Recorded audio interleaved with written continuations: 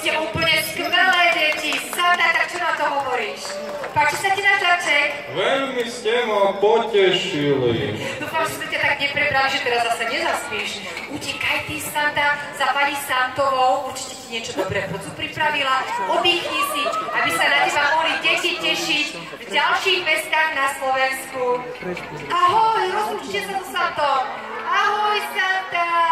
Ahoj.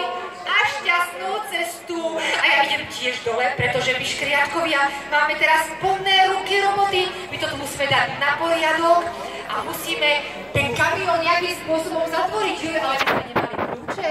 My sme nemali kľúče. Ako sme to my otvárali? Pamätáte si, čo sme robili? My sme fúkali do toho.